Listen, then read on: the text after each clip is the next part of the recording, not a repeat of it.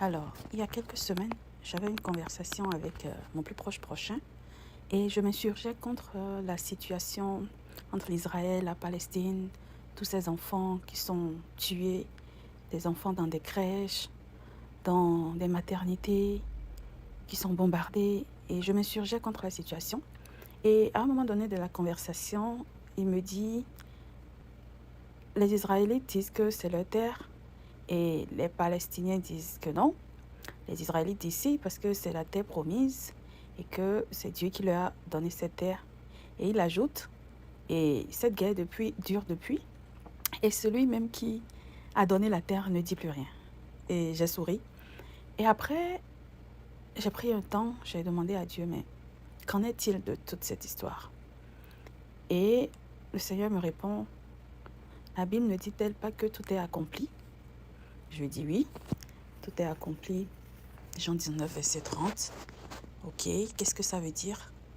Et l'Esprit Saint m'explique que tout est accompli veut dire que Dieu a fait sa part et que le reste, c'est à nous, les humains, qui sommes coopérateurs avec le Christ, de faire notre part.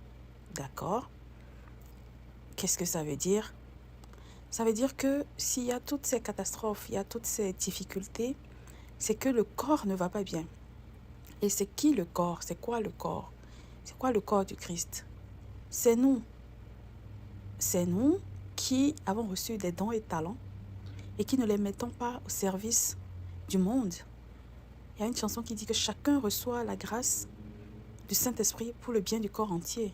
Chacun de nous a reçu des dons et talents que nous sommes censés, 1, identifier, 2, activer, 3, développer, mettre au service de la communauté, mettre au service de l'humanité, afin que l'humanité aille mieux. Mais nous restons pour la plupart dans nos zones de confort. Et ça fait qu'il y a des positions que nous devons occuper que nous n'occupons jamais finalement. Il y a des décisions que nous devons prendre que nous ne prenons jamais finalement parce qu'on veut rester dans son confort. On ne veut pas du tout aller au-delà. On ne veut pas faire le 1000 pas de plus avec le Seigneur.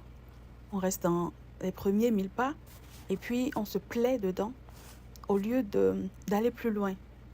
Et en fait, le Seigneur nous invite à identifier nos positions et à y rester. À identifier nos positions et à y rester. Si tu es appelé à être photographe au sein de la Maison Blanche, commence la photographie. Si tu sens que tu as une passion pour la photographie, lance-toi dans la photographie. Il n'est jamais trop tard. Même si tu as un doctorat en philosophie, mais que ça te passionne, si ça se trouve, c'est la photographie qui devrait t'amener à la Maison Blanche.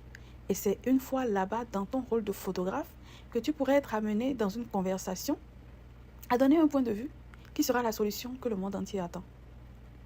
Et je pense à la femme de Pilate, au moment de la crucifixion, au moment de la condamnation de Jésus, qui lui a dit « N'ai rien à voir à faire avec cet homme parce que j'ai beaucoup souffert dans un songe à cause de lui. » La femme de Pilate a fait sa part. Pilate n'a pas écouté, c'est vrai, mais cette dernière, elle a fait sa part. Et si un jugement il devait avoir, elle va s'en sortir parce que elle a joué son rôle qui était d'avertir.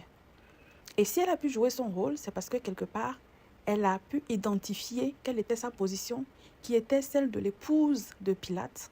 Et c'est aux côtés de Pilate qu'elle a pu donner cette information. Du coup, ce que je veux dire, c'est que qui tu choisis d'épouser? Quel rôle tu joues aux côtés de celui qui a épousé? Quelle est la vision, quelle est la mission de celui que tu as épousé? Tout ça participe à l'équilibre du monde dans lequel nous vivons. Il n'y a aucune décision qui soit isolée en fait. Tout est lié. Tout est lié. Les dons et talents que X et Y ont sont en cohésion avec les dons et talents de A, B, C, D, E, F, G, H et que sais-je encore. Tout ça forme un ensemble harmonieux.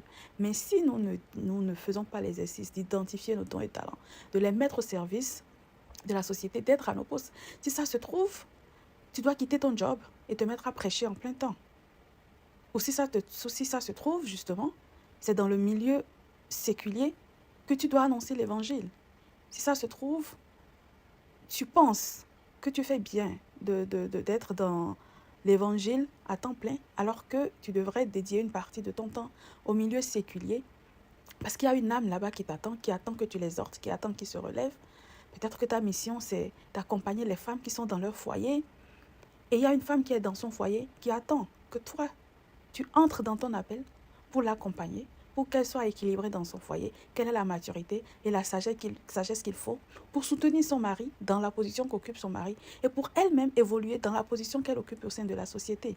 Mais si déjà, toi-même, tu es frustré par ton quotidien, tu es frustré par les choses que tu n'as pas, tu restes concentré là-dessus, alors qu'il y a des gens qui attendent ton message, qu'il y a des gens qui attendent ton témoignage, qu'il y a des gens qui attendent que tu viennes les tirer vers le haut, afin que ces derniers puissent jouer leur partition, on voit bien qu'il y a un déséquilibre total qui va se créer.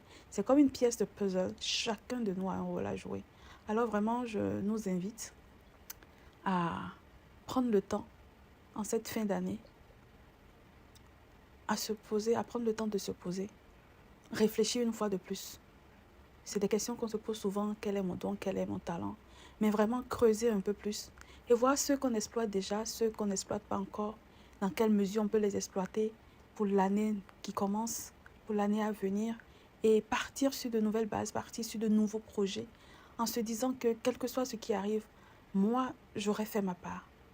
Moi, j'aurais fait ma part. Et si chacun se met dans cette logique, on va y arriver avec la grâce de Dieu.